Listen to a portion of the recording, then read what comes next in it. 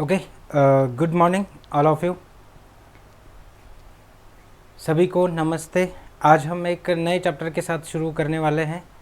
पहला चैप्टर था हमारा income from salary, means the taxable income under the head salary, that we have seen in the last lecture. Okay, so इस chapter में जो नया chapter है हम वहाँ पे देखने वाले income from house property. Okay, so out of the total 5 heads, second head which we are going to start today. Okay, we are going to have a discussion on this chapter or this category of income of house property. Okay, income from house property.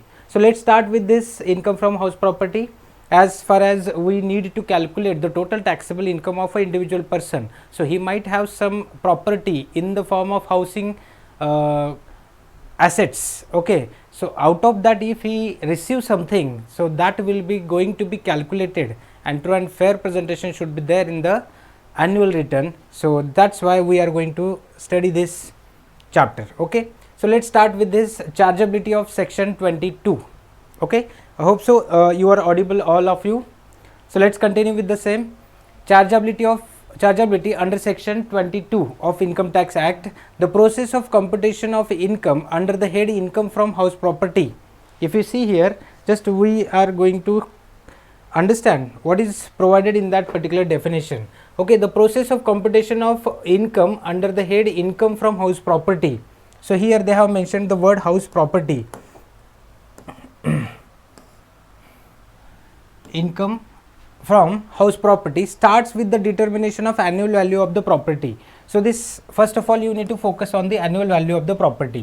Okay, the concept of annual value and the method of determination is laid down in the section 23. So chargeability defines by section 22, and in section 23 they have mentioned how we are going to calculate, how we are going to consider the net annual value as well as the gross annual value, whatever values required, that will be shown in the section 23. So the annual value of any property comprising of building or lands appurtenant thereto, of which the assessee is the owner, is chargeable to tax under the head income from house property. अभी यहाँ पे वो क्या कह रहे हैं, देखो, जब हम चार्जेबिलिटी की बात कर रहे हैं तो चार्ज होता है, मतलब income from housing property, that will be taxable, that defines by section 22. How the annual value is going to be calculated, or by which method you are going to calculate this annual value, that is provided in section 22. मतलब chargeability है, मतलब इसको हम charge कर सकते हैं, taxable कर सकते हैं, वो दिया है हमारे section 22 of income tax act 19।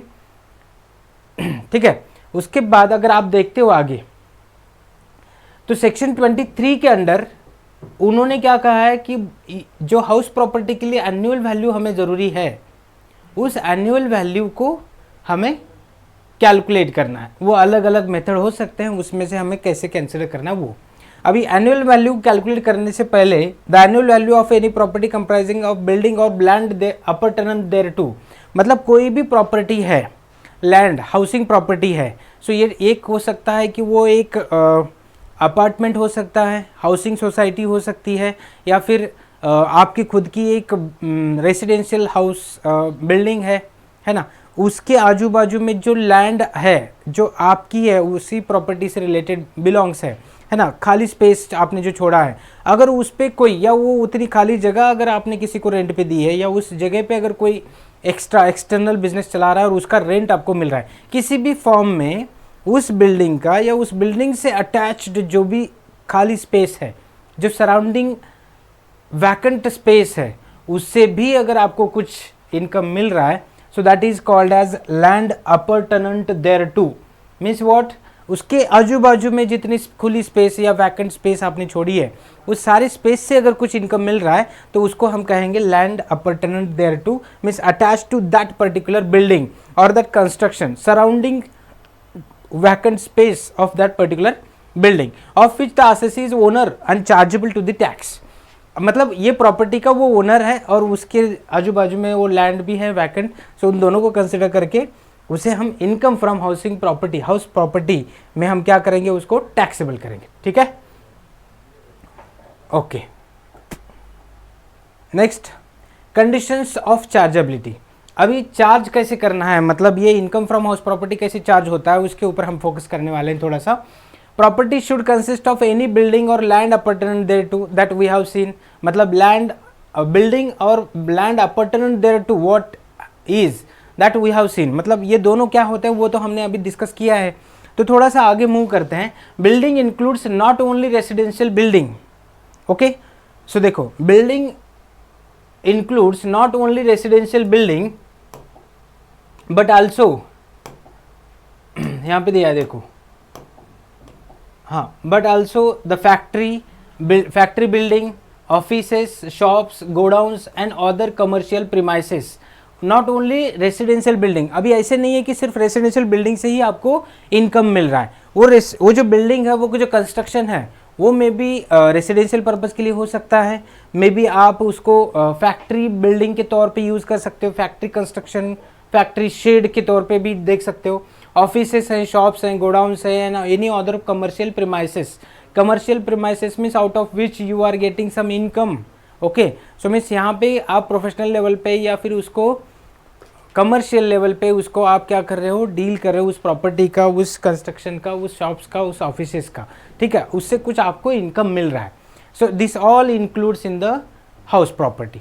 Next, land appurtenant means land connected with the building like garden, garage etcetera, जो भी वैकेंट स्पेस है ना, उस पूरे वैकेंट स्पेस को हम कहेंगे क्या, land appurtenant thereto, means land connected to that particular construction or building or shop or this factory of building, offices, shops, godown, ये जो जितने भी कमर्शियल प्रीमाइसेस है ना हमारे, उसके कनेक्टेड अगर कुछ लैंड है जो वैकेंट स्पेस है, ये मे बी गार्डन हो सकता है, मे बी गैरेज हो सकता है, या वैकेंट स्पेस है जिससे हमें कुछ इनकम मिलने वाला है। So all that income is going to be taxable under the head income from house property, okay. Next, it may be noted that the income from letting out of vacant land, letting out of vacant land, अभी यहाँ पे क्या कहा जा रहा है देखो, any income, it may be noted that the income from letting out the vacant land is however taxable under the head income from other sources और profit and gains from business and profession as the case may be. अभी यहाँ पे situation क्या दिया है देखो, it may be noted that income from letting out the vacant land, अभी fully आपकी लैंड जो है, आपकी जो लैंड ओपन स्पेस है वो वैकेंट है, ठीक है, वहाँ पे लैंड अपर्टेनेंट देयर टू नहीं है, कनेक्टेड टू द बिल्डिंग या प्रीमाइसेस या कमर्शियल प्रीमाइसेस से रिलेटेड नहीं है, ये पूरी लैंड हमारी वैकेंट है। अभी होते हैं ना जैसे कि खेत या फिर जो हमारा फार्म, रोड टच अगर फार्मिंग वगैरह होती है तो वहाँ पे आप ओपन स्पेस देखे होंगे, काफ़ी सारे वहाँ पे फैक्ट्रीज चलते हैं, टेम्पररी शेड लगा के शोरूम्स वगैरह, आउटलेट्स वगैरह होते हैं, कुछ होटल्स शॉर्ट टर्म या टेम्पररी पीरियड के लिए कुछ ढाबा वगैरह आपने देखा होगा। सो ऐसे सिचुएशन में if that vacant land provides you some income source, so in that situation that may be charge under the head income from other source or it might be if your regular activity is there, मतलब आप regularly, आपके काफ़ी सारे ऐसे vacant land spaces हैं जिसको आप rent पे देते हो और उससे कुछ आपको इनकम मिलता है। तो ऐसे सिचुएशन में ये अगर आपका रूटीन बिजनेस है, आपके काफ़ी सारी प्रॉपर्टी है और आप इसे रेंट पे या लीज पे ऐसी ही एक्टिविटीज़ के लिए रिकरिंगली या फिर फ्रीक्वेंटली आप यूज़ कर सकते हो, तो आपका वो बिजनेस एंड प्रोफेशन ही है, तो उस केस में उसको बिजनेस एंड प्रोफेशन में चार्ज किया जाएगा। Otherwise if your house property income is already fixed, so in that situation this income will be charge under the head income from other sources. ठीक है, यहाँ तक सबको समझ में आया। नेक्स्ट पार्ट हम देखते हैं, थोड़ा सा आगे जाते हैं। Okay, conditions of chargeability continues with this point. ये यहाँ पे हमने 2 पॉइंट देखे कि भाई बिल्डिंग क्या होती है, कंस्ट्रक्शन क्या होता है, और लैंड अपर्टेनेंट देयरटू मीन्स क्या होता है। लैंड अपर्टेनेंट देयरटू एंड वैकेंट लैंड, ये दोनों में डिफरेंस है और वो दोनों का चार्जेबिलिटी अलग अलग है, क्योंकि हमने इसके लिए एक स्पेशल नोट के तौर पे हमने यहाँ पे देखा है। चलो नेक्स्ट देखते हैं। RCC must be the owner of the property, so who is going to disclose this much income under the head income from house property. जो भी वो दिखाना चाहता है उसके नाम पे तो प्रॉपर्टी होनी चाहिए ना। Okay, so if you are RCC, if you are voluntarily disclosing your income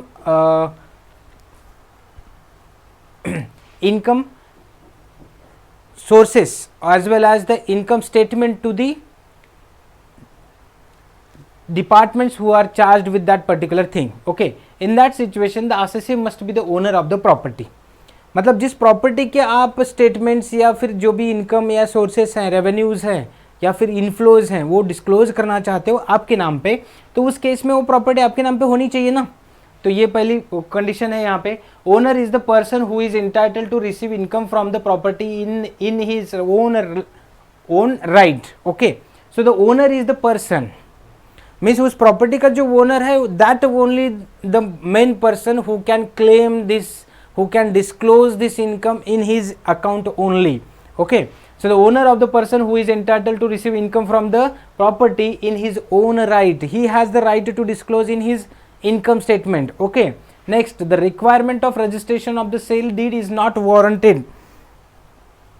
अब यहाँ पे क्या दिया है देखो नेक्स्ट में, the requirement of registration of the sale deed is not warranted. मतलब यहाँ पे स्पेसिफिकली आपको पूछा नहीं जाएगा हर बार कि आपके पास सेल डीड है क्या, ओनरशिप डॉक्यूमेंट्स हैं क्या. हाँ, बट इतना ज़रूर है क्योंकि अगर कोई भी ट्रांजैक्शन होता है तो वहाँ पे अगर पैन अटैच्ड है तो वो ऑटोमेटिकली पैन नंबर पे डिस्क्लोज होता ही है कितनी प्रॉपर्टी आपके नाम पे. अगर वहाँ पे अगर कुछ रेंट वगैरह मिल रहा है वो भी that also disclose under the pan, है ना. रेंट पे अगर आपको कुछ रेंट मिल रहा है, रेंट पे अगर आपने दिया है, रेंट मिल रहा है तो वो भी वहाँ पे रिकॉर्डेड होता है और लिंक वाइज बैंक में डिस्क्लोज होता ही है. ठीक है, फ्रीक्वेंट जो हमें रिसीट्स होते हैं so that may be specifically notified, so you can understand. Okay, means those person also can understand what is the source, actual source of this income. Okay, so the ownership includes both freehold and leasehold rights. अब यहाँ पे क्या है, ownership में दोनों है, free hold और lease hold. मतलब लीज पे जो ट्रांजेक्शन होते हैं वहाँ पे भी अगर आपके पास कुछ राइट है, ऐसे भी हो सकता है. अभी इसका एक छोटा सा एग्जांपल देखो मैंने बहुत ज़्यादा बड़ी प्रॉपर्टी मैंने लीज पे ली थी 20 ईयर्स के लिए. हाँ, लेकिन बीच में मैंने 2 साल उसको सबलेट पे दिया, तो उस केस में लीज वाला जो डॉक्यूमेंट है वो मुझे कितने सालों का प्रॉपर्टी राइट देता है, 20 ईयर्स का. तो in between that 20 years I can sublet that to the others also. So in this period I will be having that much right to re और sublet that property to someone else, है ना. मतलब हमने अगर lease पे वो property लिए तो अभी मेरे पास 20 ईयर्स के लिए वो लीज पे है ना मेरे पास प्रॉपर्टी, तो मैं एज ए लीगल मतलब लीज के डॉक्यूमेंट के हिसाब से मैं उसका क्या हूँ, ओनर हूँ, उसका राइटफुल पर्सन हूँ. तो मैं उसको सबलेट टेम्पररी पीरियड के लिए कर सकता हूँ और उससे कुछ मिलने वाला इनकम जो है वो मेरे अकाउंट में मैं दिखा सकता हूँ अगर मैंने उस प्रॉपर्टी को लीज पे लिया होगा तो. So leasehold as well as freehold both rights are applicable. Ownership includes deemed ownership discussed later. अभी ये डीम्ड ओनरशिप क्या होता है वो हम बाद में देखेंगे. जैसे कि एक छोटा सा एग्जांपल यहीं कहेंगे, उसके लिए अलग से पैराग्राफ दिया है 2.111. सो वहाँ पे तो हम स्पेसिफिकली डिस्कस करेंगे ही. लेकिन डीम्ड ओनरशिप मीन्स क्या, एक छोटा सा एग्जाम्पल, अगर घर में हम बहुत सारे लोग हैं, ठीक है, पापा के नाम पे प्रॉपर्टी है, प्रॉपर्टी से कुछ इनकम मिल रहा है तो पापा के नाम पे जाना चाहिए और उनका अगर रिटर्न फाइल नहीं हो रहा है तो क्लबिंग ऑफ इनकम के अंडर हाउस में उनके घर में जिसका सबसे ज़्यादा इनकम है उसके नाम पे सारे प्रॉपर्टीज़, सारे इनफ्लोज वहाँ पे रिसीट्स वहाँ पे रिकॉर्ड होते हैं. तो वो बंदा, वो करता पर्सन, ही इज़ रिस्पॉन्सिबल और he will be treated as a deemed owner and all the receipts will be disclosed in his account. Okay, so on that basis that will be treated as a deemed owner, है ना. तो एक छोटा सा यहाँ पे example की तरह, ऐसे बहुत सारे एग्जाम्पल है लेकिन उसे आपको समझने के लिए एक छोटा सा एग्जाम्पल वहाँ पे हमने देखा है. ठीक है, next, the person who owns the building need not also be the owner of the land upon which it stands. The person who owns the building need not also be the owner of land upon which it stands. अभी यहाँ पे क्या है, कितना simple सा example है. देखो, हम अभी बहुत सारे अपार्टमेंट्स में अपना अपना फ्लैट परचेस करते हैं तो वो फ्लैट भी हमारी एक प्रॉपर्टी है ना, उसको मैं लेट आउट कर सकता हूँ, उससे मुझे कुछ इनकम मिल सकता है. इसका मतलब ये नहीं है कि वो फ्लैट के नीचे जो लैंड है वो मेरे नाम पे होनी चाहिए, है ना. यही इसका एक्सप्लेनेशन सिंपल वे से है. The assessee must be the owner of the house property during the previous year. It is not material weather he is the owner in the assessment year. अभी देखो, पिछले साल में आप ओनर थे क्या उस प्रॉपर्टी के, वहाँ से आपको कुछ इनकम मिला है, that will B taxed assessed in this current year. हाँ, करंट ईयर में आप ओनर नहीं हो वो अलग बात है, हाँ, लेकिन प्रीवियस ईयर में आप अगर ओनर हो और उससे कुछ इनकम मिला है तो that will be tax under the head income from house property. So थोड़ा सा सोचो, हमारा इनकम कौन सा असेसमेंट ईयर में असेस किया जाता है? पिछले साल का। पिछले साल अगर आपकी ओनरशिप है, इस साल नहीं है, इस साल मैटर नहीं करता है, it is not material that in current year, in assessment year are you the owner और not, okay, that is not material. In previous year, if you have any right on that particular property, if you receive some receipt, that will be going to be accumulated, accounted, okay. Next, if the title of the ownership of the property is under dispute in a court, if a title of a property is under dispute in a court means what? Means that is litigation is going on, है ना, मतलब उनके ऊपर case चल रहा है। Actual में वो जो प्रॉपर्टी का जो ओनरशिप है वो डिस्प्यूटेड है ना, मतलब उस पर कुछ वाद विवाद चल रहा है, अभी ओनरशिप फिक्स नहीं हुई है ना। मे बी बंटवारे के सिचुएशन में हो सकता है, मे बी काफ़ी सारे लोग उस पर राइट एक्सरसाइज करना चाहते हैं या राइट दिखा रहे हैं, तो that may be disputed property will be treated, okay. हाँ, the decision as to who will be the owner chargeable to income tax under section 22 will be of the income tax department till the court gives its decision to the suit filed in respect of such property। अभी जब तक वो suit file नहीं किया जाता और उसका proper decision नहीं आता तब तक तो उसको ओनर फिक्स नहीं होगा। अभी ओनर फिक्स नहीं है तो तब तक हम उसको कौन बंदा है जो उससे मिलने वाला इनकम अपने नाम पे इनकम टैक्स डिपार्टमेंट को शो करेगा, ये भी हम बोल नहीं सकते, तो तब तक वो अनअकाउंटेड ही रहेगा, ठीक है। Next, condition of chargeability continues, use of a property, for what purpose you are going to use that property, so किस पर्पस के लिए आप यूज कर रहे हो। the property may be used for any purpose but it should not be used by owner for the purpose of any business or profession carried on by him, the profit of which is chargeable to tax। अभी यहाँ पे क्या कहा जा रहा है, अगर आपकी प्रॉपर्टी है और आप उस प्रॉपर्टी में कोई भी बिजनेस कर सकते हो, उससे कोई भी रिसीट पा सकते हो, प्रोवाइडेड कि सिर्फ आपने अपना बिजनेस एंड प्रोफेशन उसमें कैरी आउट नहीं करना चाहिए, जो business and profession already under the head business and profession में टैक्सेबल है। मतलब आप अपने ही उस प्रॉपर्टी में अपना बिजनेस चलाते हो, उससे कुछ इनकम मिल रहा है और वो ऑलरेडी आप income from business and profession में डिस्क्लोज कर रहे हो, तो उसको फिर से आपको हाउस प्रॉपर्टी में दिखाने की ज़रूरत नहीं है, ठीक है। तो ये सारे सिचुएशन में वो क्या कह रहे हैं यहाँ पे, आपकी प्रॉपर्टी है, आप उसे किसी भी पर्पस के लिए यूज कर सकते हो, प्रोवाइडेड आप सिर्फ अपने बिजनेस एंड प्रोफेशन के लिए अगर यूज कर रहे हो और जो टैक्सेबल है ऑलरेडी आपने डिस्क्लोज किया है, तो उसको फिर से हाउस प्रॉपर्टी में डिस्क्लोज करने की जरूरत नहीं है। The income earned bye N assessee engaged in the business of letting out the properties on rent would be taxable under business income. अब जिसका डेली बिजनेस ही यही है कि लोगों को प्रॉपर्टीज रेंट पे दे और उनसे रेंट वसूल करें, मतलब मैं एक रियल एस्टेट का बंदा हूँ, मैं एक बिल्डर हूँ, मेरे पास प्रॉपर्टी है और मैं सिर्फ लोगों को रेंट पे देने का या सेल आउट करने का, प्रॉपर्टी सेल आउट करना या रेंट पे देना, यही काम कर रहा हूँ, फुल टाइम मेरा यही काम है। अरे फिर ये मेरा बिजनेस एंड प्रोफेशन हुआ ना। So in that situation that will be treated as an income from business activities, not from house properties, okay, are you getting my point. So यहाँ पे क्या हो रहा है, अगर मेरा बिजनेस से मतलब मैं डे टू डे रूटीन मेरा इनकम किससे मिल रहा है, सब letting selling of property, house properties हैं, बिजनेस प्रॉपर्टीज़ हैं, बिजनेस प्रीमाइसेस हैं, बस इसका रेंट आ रहा है, लीज की रिसिट्स आ रहा है या फिर इसको मैं सेल कर रहा हूँ, यही अगर मेरा इनकम का सोर्स है, so that will be treated as income from business and profession and not from house property, okay. ये वाला पॉइंट हमें याद रखना चाहिए कि यहाँ पे जो इनकम हमें मिल रहा है वो हमारे बिजनेस एंड प्रोफेशन से मिल रहा है। हमारा डे टू डे रूटीन ही पर एक्टिविटी का रोल क्या है, रेंट लेना और उस तरीके से हमें प्रॉपर्टी रेडी करके रखना, मतलब मेरा बिजनेस ही है रियल एस्टेट का, तो उस केस में मेरे पास डे टू डे रूटीन में मेरा buying and selling and getting receipts of rent और लीजेस, यही मेरा एक्टिविटी है। तो उस सिचुएशन में हम क्या बोलेंगे उसको, ये आपका जो इनकम है वो हाउस प्रॉपर्टी में चार्जेबल नहीं होगा, वो बिजनेस एंड प्रोफेशन में चार्जेबल होगा, ठीक है, ओके। नेक्स्ट पॉइंट हम कंटिन्यू करते हैं यहाँ पे, property held as a stock in trade. अब ये वाला कैसा है पॉइंट देखो,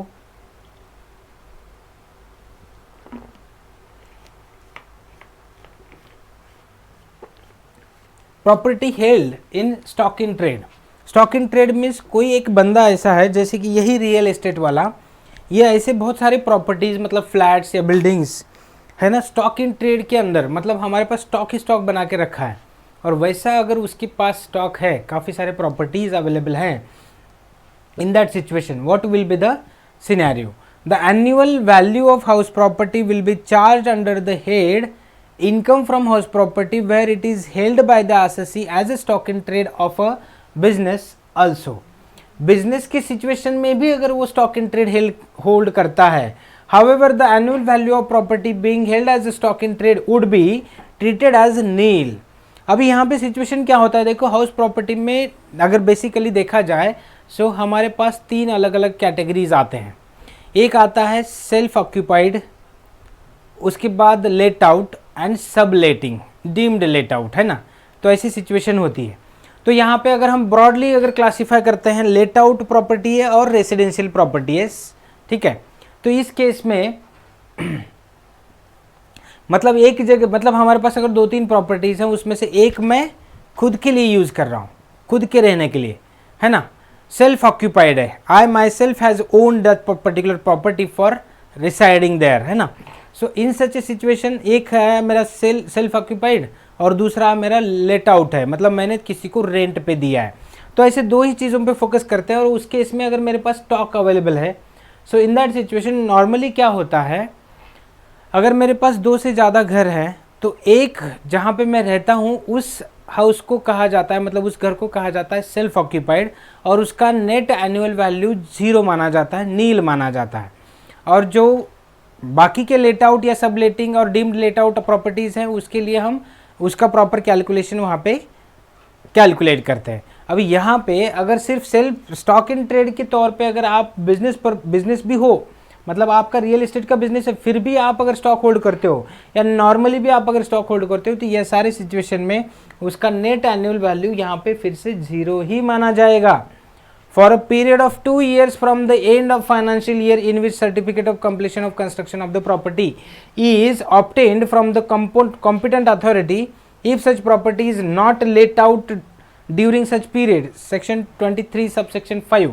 अब ये सेक्शन हमें क्या कहता है, अगर कोई प्रॉपर्टी का कंस्ट्रक्शन कंप्लीट होता है और आपको प्रॉपर अथॉरिटी से कंस्ट्रक्शन सर्टिफिकेट, कंप्लीशन सर्टिफिकेट मिला है, वहाँ से 2 सालों तक आप उसे स्टॉक इन ट्रेड में अगर मेंशन कर रहे हो, ठीक है। अभी देखो हम पढ़ रहे हैं income tax, means it is a normal assumption that you know very well about the accounting, है ना। अकाउंटिंग आपको बहुत अच्छा आता है, आपका अकाउंटिंग परफेक्ट है, तब जाके हम नेक्स्ट स्टेप में जा रहे हैं, income tax. Accounting plus income tax का को रिलेशन करके फिर हमारे जो रिजल्ट आएंगे उसको हम ऑडिटिंग के थ्रू से हम क्या करेंगे, वेरीफाई करेंगे, है ना, एनालिसिस करेंगे, एनालाइज करेंगे। सो ये सारी सिचुएशन में अभी अकाउंट्स हमारा परफेक्ट है, वहाँ पे हमने अकाउंटिंग स्टैंडर्ड 7 कंस्ट्रक्शन कॉन्ट्रैक्ट हमने देखा है।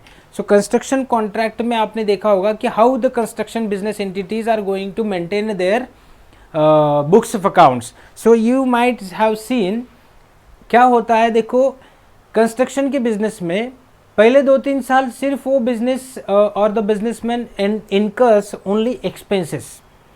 अभी कोई कंस्ट्रक्शन करना है तो देखो आप थोड़ा सा एज्यूम कर सकते हो कि स्टार्टिंग के पहले 2 साल, मतलब जितने साल उसको कंस्ट्रक्शन में लगने वाले हैं, वो पूरे 2-3 साल वो कंटिन्यूअसली क्या करता है, अपने एक्सपेंसेस ही इनकर करता है, नो आउटपुट फ्रॉम दैट, है ना।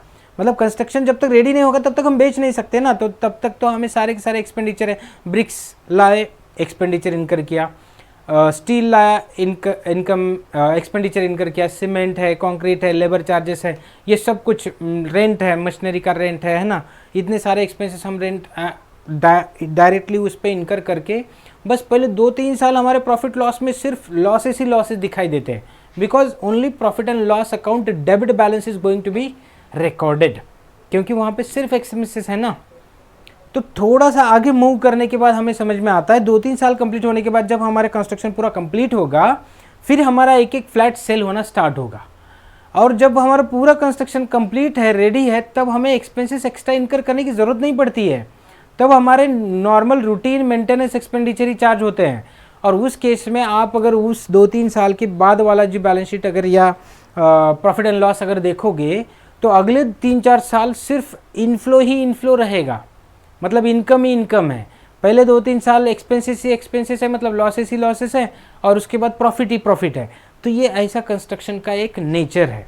तो उसी में आप यहाँ पे देख सकते हो कि कंस्ट्रक्शन, अगर कोई कंपनी, कोई रियल इस्टेट वाला अगर कंस्ट्रक्शन कर रहा है तो कंप्लीशन सर्टिफिकेट मिलने के बाद वहाँ से 2 साल तक इमीडिएटली वो बेचे जाएंगे या उसको कोई कॉन्ट्रैक्ट मिलेगा या टेनेंट मिलेगा, ऐसे कह नहीं सकते ना। तो वहाँ से 2 साल तक वो स्टॉक इन ट्रेड में रिकॉर्ड हो सकता है। तो वो सारी सिचुएशन में that it's net annual value will be treated as a nil like self occupied property, ऐसे ही उन्होंने यहाँ पे मेंशन किया। Income from house property situated abroad, अभी काफ़ी सारे एग्जांपल्स आपने देखे होंगे कि इधर जिनके पास बहुत सारा पैसा है या फिर बहुत ज़्यादा इनकम के सोर्सेस हैं, सरप्लस फंड्स अवेलेबल हैं, वो क्या करते हैं, अपनी फॉरेन में भी कुछ इन्वेस्टमेंट करते हैं। तो ये सारी सिचुएशन में अगर अब्रॉड में या फिर फॉरेन कंट्रीज़ में आपकी प्रॉपर्टी है हाउस प्रॉपर्टी के तौर पे, ठीक है, in that situation in case of a resident in India, resident and ordinary resident in case of individual and HUF, अगर इंडिविजुअल और हिंदू अनडिवाइडेड फैमिली है उसमें income from property situated outside India is taxable whether such income is brought into India or not. कौन सी situation में होगा, ये देखो यहाँ पे क्या दिया है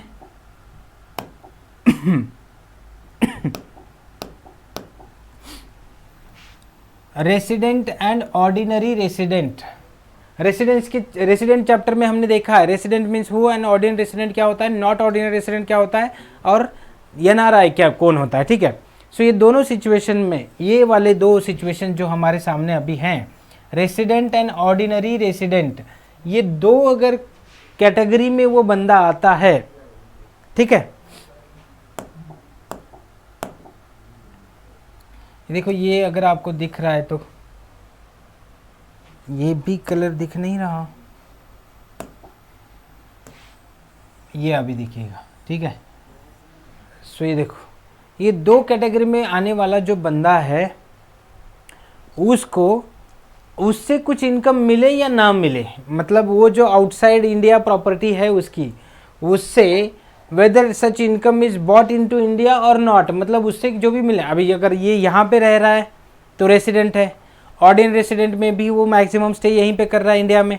अगर वो फॉरेन कंट्री में जो उसकी प्रॉपर्टी है उससे जो भी इनकम मिल रहा है वो इनकम उसने इंडिया में रेमिट किया या ना किया होगा, दोनों सिचुएशन में that is taxable, okay, that is taxable. So this first paragraph says us like this. Next, in case of non resident or resident, अभी नेक्स्ट वाला सिचुएशन क्या है, इन case of non resident and resident but not ordinary resident, जो हमारे total 4 condition है उसमें से 2 condition ऊपर आ गए और 2 नीचे आ रहा है। अभी नॉन रेसिडेंट्स मीन्स यहाँ पे हमने कहा है एनआरआई, और नेक्स्ट है resident but not ordinary resident in India, okay. So income from a property situated outside India is taxable only if it is received in India. अभी वो बंदा अगर एनआरआई है या फिर नॉट ऑर्डिनरी रेसिडेंट है, resident but not ordinary resident है, तो ये दोनों सिचुएशन में जब तक वो फॉरेन इनकम हमारे इंडिया में आता नहीं तब तक उसे टैक्सेबल नहीं करेंगे, ठीक है। मतलब यहाँ पे यूवीएस में हमारी एक कोई प्रॉपर्टी है, ठीक है, और इससे हमें इनकम मिल रहा है, और कहाँ पे मिल रहा है, वो इंडिया में। हम कहाँ पे हैं अभी, इंडिया में। अगर ये इनकम अगर रेमिट होता है इंडिया में तभी जाके NRI and ordinary resident, not ordinary resident के लिए वो क्या रहेगा, टैक्सेबल। और रेमिट हो या ना हो, रेसिडेंट एंड ऑर्डिनरी रेसिडेंट को कौन से भी सिचुएशन में टैक्सेबल ही है, ठीक है। सो ये वाला पॉइंट थोड़ा सा अच्छे से याद रखो। नेक्स्ट पॉइंट को कंटिन्यू करते हैं हम। Format of income from house property, अभी थोड़ा सा इनकम फ्रॉम हाउस प्रॉपर्टी पे फोकस करते हैं। हमने बेसिक टर्म्स, जो इंपॉर्टेंट डेफिनेशंस होते हैं, जो टर्म्स होते हैं, कंसेप्ट्स होते हैं, उस पर हमने बहुत अच्छे से फोकस किया है। अभी थोड़ा सा फॉर्मेट देखते हैं, फिर एनुअल वैल्यू कैसे कैलकुलेट करते हैं, ग्रॉस एनुअल वैल्यू कैसे कैलकुलेट करते हैं, और थोड़ा सा फिर हम प्रैक्टिकल जो भी होगा उसको कंटिन्यू करेंगे, ठीक है। Okay, so let's start. Format of income from house property. देखो क्या दिया है, computation of gross annual value. Gross annual value calculate करना है हमें। अभी देखो ये जो फॉर्मेट है, हमें ये format, this format is self explanatory. Format ऐसा है कि ये सेल्फ एक्सप्लेनेटरी है। कौन सा पॉइंट कैसे कैलकुलेट करना है उसके स्टेप्स वहाँ पे दिए हैं, तो इसको हमें प्रॉपर पढ़ के ही आगे जाना है, ठीक है। So computation of gross annual value, पहले तो हमें क्या करना है, ग्रॉस एनुअल वैल्यू कैलकुलेट करनी है। So gross annual value calculate करने के लिए कौन से पॉइंट्स हमारे पास हैं यहाँ पे। So computation of gross annual value में फर्स्ट स्टेप है हमारा compute expected rent. First point क्या है हमारा, compute expected rent. Expected rent equals to higher of municipal value and fair rent but restricted to standard rent. Wow, क्या क्या points हैं यहाँ पे देखो। एक है हमारे पास म्युनिसिपल वैल्यू, दूसरा है फेयर रेंट, तीसरा है स्टैंडर्ड रेंट। अब ये सारे टर्म्स एंड कंडीशंस हमें पता होने चाहिए, है ना। तो थोड़ा सा शॉर्ट में देखते हैं एक्सपेक्टेड रेंट क्या है। एक्सपेक्टेड रेंट कैलकुलेट करना है तो हमारे पास ये तीन चीज़ है, 1 2 3 1 2 3। हमें क्या करना है, ये फोर्थ वाला पॉइंट हमें कैलकुलेट करना है। उसके लिए हमारे पास 3 पॉइंट होने चाहिए। एक है municipal value, that is decided by that municipal corporation for that particular area. मतलब जिस एरिया में वो प्रॉपर्टी बिलोंग करती है उस एरिया की जो म्युनिसिपल कॉर्पोरेशन है वो डिसाइड करती है कि इस एरिया में कितना रेंट हो सकता है, म्युनिसिपल वैल्यू कितनी हो सकती है। So that is provided directly by municipal corporation. वो म्युनिसिपल कॉर्पोरेशन मतलब डायरेक्ट हमें वैल्यू मिलेगी। दूसरा है फेयर रेंट। फेयर रेंट क्या है, मतलब एक्चुअल में कितना रेंट हम वहाँ पे चार्ज कर रहे हैं, दैट माइट बी पैरेलल, और अभी कितना एग्जैक्टली फेयर रेंट हम वहाँ पे चार्ज कर रहे हैं, मतलब हमारा एक्चुअल रेंट कितना है वो वहाँ पे हम कंसिडर करेंगे। स्टैंडर्ड रेंट में क्या है, हम यहाँ पे कंपेयर कर रहे हैं सिमिलर प्रॉपर्टी है, उसी एरिया से बिलोंग करती है, तो वहाँ पे कितना रेंट है ये भी आपको दिया जाएगा, ठीक है। हम यहाँ पे उसका थोड़ा सा शॉर्ट में एक्सप्लेनेशन प्लस ये क्या होता है वो देखा। तो स्टैंडर्ड रेंट आपको दिया है, फेयर रेंट दिया है, म्युनिसिपल वैल्यू भी दी है। सो ये सारी सिचुएशन में यहाँ पे क्या करना है, higher of municipal value and fair rent, ठीक है। Higher of municipal value and fair rent, suppose ऐसे मानते हैं कि ये 10,000 म्युनिसिपल वैल्यू है, 15,000 यहाँ पे फेयर रेंट है, और यहाँ पे 12,000 स्टैंडर्ड रेंट है, ठीक है। आपको समझने के लिए मैंने एग्जांपल लिया है, तो थोड़ा सा अच्छे से समझ के लो। कंसेप्ट भी है, डेफिनेशंस मतलब वो इंटरप्रिटेशन भी हो रहा है, और हमारा प्रैक्टिकल क्वेश्चन भी स्टार्ट हो रहा है वहाँ पे। सपोज आपके मल्टीपल चॉइस क्वेश्चन में इतना ही दिया है, म्युनिसिपल वैल्यू दिया है 10,000 रुपीज़, फेयर रेंट दिया है 15,000 रुपीज़ एंड स्टैंडर्ड रेंट दिया है 12,000 रुपीज़। ये पहला स्टेटमेंट क्या कहता है, कैलकुलेट एक्सपेक्टेड रेंट। अगर इतना ही क्वेश्चन आपको पूछा गया, 2 मार्क के लिए क्वेश्चन हमारा है, एक मल्टीपल चॉइस क्वेश्चन है, what is expected rent. So how you are going to calculate, कैसे कैलकुलेट करेंगे। सो पहला स्टेप क्या है, higher of municipal value and fair rent. इन दोनों में से जो भी हायर होगा वो रहेगा हमारा इन दोनों में से पहले हायर कैलकुलेट करना है। इन दोनों में से हायर कौन सा है, 15,000, ये मैंने साइड में लिया यहाँ पे। सो इन दोनों में से हायर, हाँ, but that is restricted to, यहाँ पे लिखा है देखो, but that is restricted to standard rent. मतलब ये जो स्टैंडर्ड रेंट है हमारा कितना है, 12,000। हाँ, इसमें से जो हायर आएगा ना 1 और 2 में से, ये इसको रेस्ट्रिक्ट करेगा, 12,000 के आगे नहीं जा सकता। फिर यहाँ पे क्या आएगा, इन दोनों में से हायर और इन दोनों में से जो भी लोअर होगा, मतलब 15,000 हमारा इन दोनों में से हायर आया, और रेस्ट्रिक्टेड टू 12,000 में 12,000 से आगे जा नहीं सकते हम, तो उसके लिए हमारा अल्टीमेट क्या होगा, 12,000 will be our expected rent, ठीक है। सो यहाँ पे हमारा क्या आएगा, ये 12,000 हमारा क्या आएगा, एक्सपेक्टेड रेंट आएगा, ठीक है। क्यों आएगा, क्योंकि यहाँ से हमने 15,000 सेलेक्ट किया था और हमारा जो एक्चुअल स्टैंडर्ड रेंट है वो 12,000 है।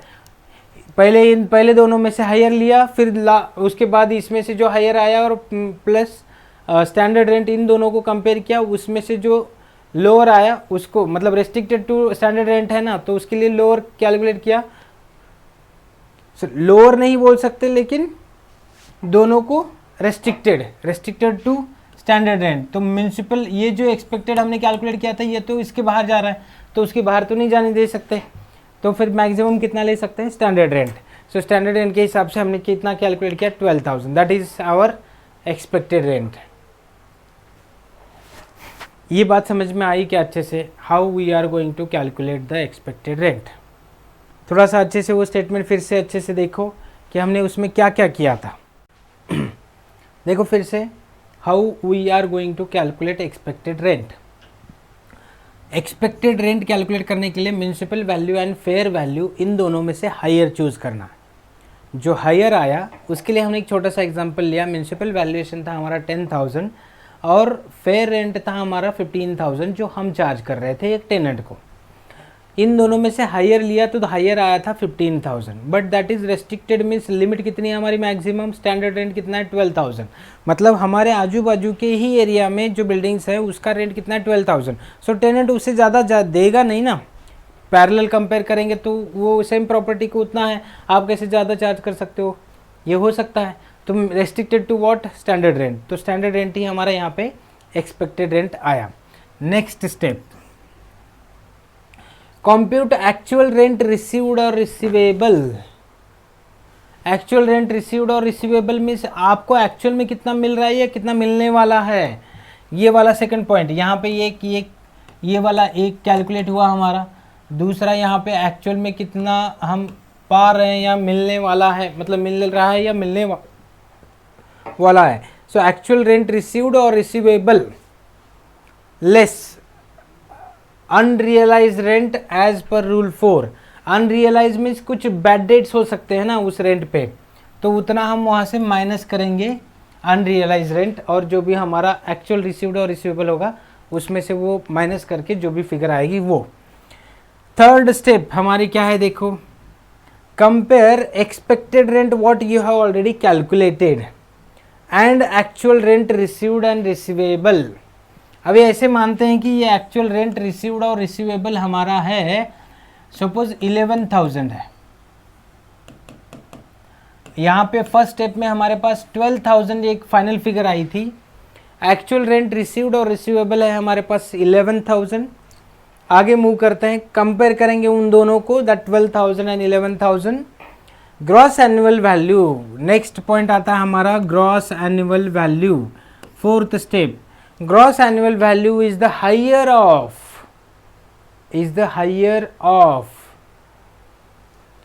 expected rent and actual rent, expected rent and actual rent। ठीक है, अभी expected rent and actual rent में क्या हो रहा है, देखो यहाँ पे expected rent हमने यहाँ पे 12,000 कैलकुलेट किया था और actual rent हमारा ये 11,000।